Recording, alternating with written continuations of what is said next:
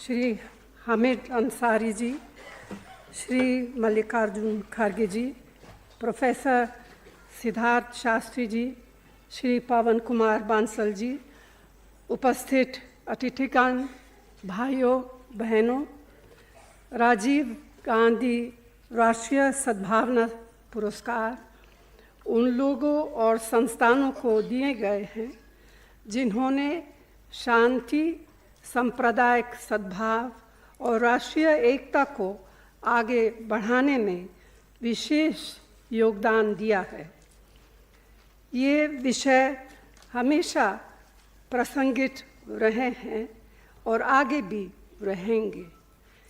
ऐसे समय में ये और अधिक महत्वपूर्ण हो जाता है जब अलगाव, नफरत, कट्टरता, पक्षपात की राजनीति को बढ़ावा देने वाली शक्तियाँ अधिक सक्रिय होती हैं, उन्हें सत्ता का समर्थन प्राप्त होता है। राजीव गांधी का राजनीतिक जीवन बेहद क्रूर तरीके से समाप्त किया गया था, लेकिन जितना कम समय उन्हें देश सेवा के लिए मिला, उसमें उन्होंने अनगिनत उपलब्धियां हासिल की थी। वे भारत में मौजूद तरह तरह की बहुरूपता की सुरक्षा और संरक्षण के समर्थक थे। उनकी व्यक्तिगत और राजनीतिक विरासत से स्पष्ट होता है कि वे इस बात को लेकर बेहद संवेदनशील थे कि धार्मिक, जातीय, भाषाई और संस्कृति विभिन्नता का जश्न मनाकर ही भारत की एकता को मजबूत किया जा सकता है। राजीव गांधी महिलाओं के सशक्तिकरण के लिए पूरी तरह प्रतिबद्ध थे। 1988 में जब वे देश के प्रधानमंत्री थे, तब पहली बार भारत सरकार ने उनकी राजनीतिक, सामाजिक और आर्थिक उन्नति के लिए एक व्यापक दृष्टिकोण से योजना जारी किया था। यही नहीं, उन्होंने पंचायतों और नगरपालिकाओं में भी महिलाओं को 1/3 आरक्षण के लिए दिलोजान से संघर्ष किया और लड़ाई लड़ी। अगर आज 15 लाख से अधिक चुनी हुई महिला प्रतिनिधि ग्रामीण और शहरी स्थानीय निकायों में है, तो ये उनकी दूरदर्शिता और दृढ़ संकल्प का सर्वोच्च सम्मान है।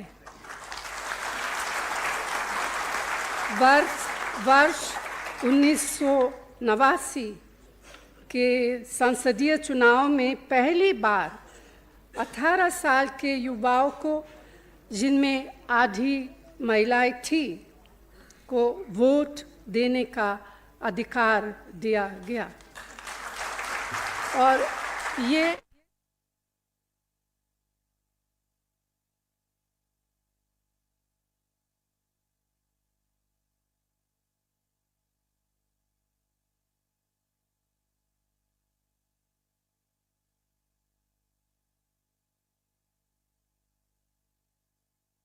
करने में ऐतिहासिक योगदान दिया था।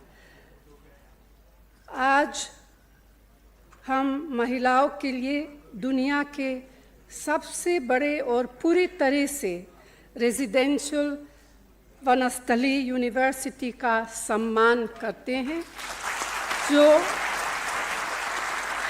जो राजीव जी के सिद्धांतों और आदर्शों पर चलते हुए 15,000 से अधिक विद्यार्थियों के नर्सरी से डॉक्टरेट स्तर तक विभिन्न प्रकार के कार्यक्रम चलाती है। महिला एजुकेशन का कई मायनों में अपना अलग स्थान है। जब वे शिक्षित होंगी तभी वे अपने लिए एक बेहतर भविष्य बना सकती हैं। परिवार, समाज और देश के निर्माण में खास योगदान दे सकती है। एक कहावत है, यदि आप एक पुरुष को शिक्षित करते हैं तो आप सिर्फ एक व्यक्ति को शिक्षित करते हैं, लेकिन अगर आप एक महिला को शिक्षित करते हैं तो आप एक परिवार और पूरी पीढ़ी को शिक्षित करते हैं। महिलाओं को शिक्षित करने में वनस्थली यूनिवर्सिटी का एक लंबा और विशिष्ट इतिहास रहा है। यहाँ हमारी उच्च परंपरा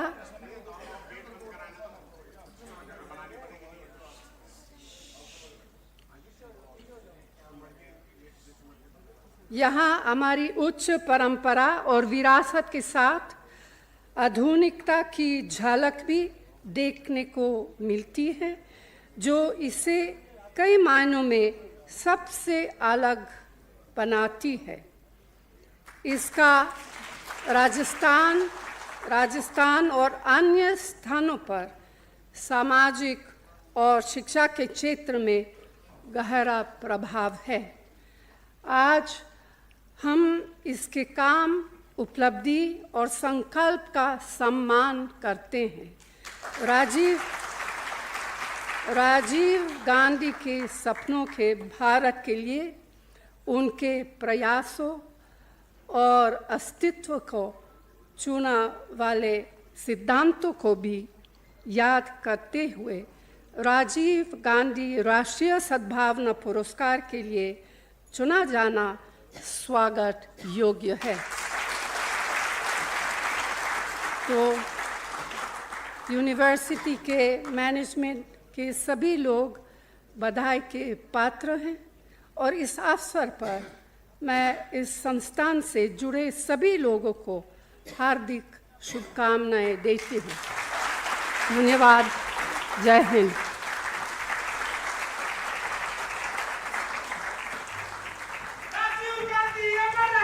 राजीव गांधी राष्ट्रीय सद्भावना पुरस्कार उन लोगों और संस्थानों को दिए गए हैं जिन्होंने शांति, सांप्रदायिक सद्भाव और राष्ट्रीय एकता को आगे बढ़ाने में विशेष योगदान दिया है।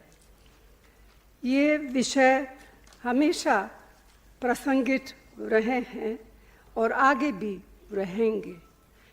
ऐसे समय में ये और अधिक महत्वपूर्ण हो जाता है जब अलगाव, नफरत, कट्टरता, पक्षपात की राजनीति को बढ़ावा देने वाली शक्तियाँ अधिक सक्रिय होती है।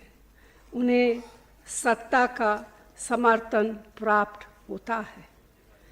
राजीव गांधी का राजनीतिक जीवन बेहद क्रूर तरीके से समाप्त किया गया था, लेकिन जितना कम समय उन्हें देश सेवा के लिए मिला, उसमें उन्होंने अनगिनत उपलब्धियां हासिल की थी।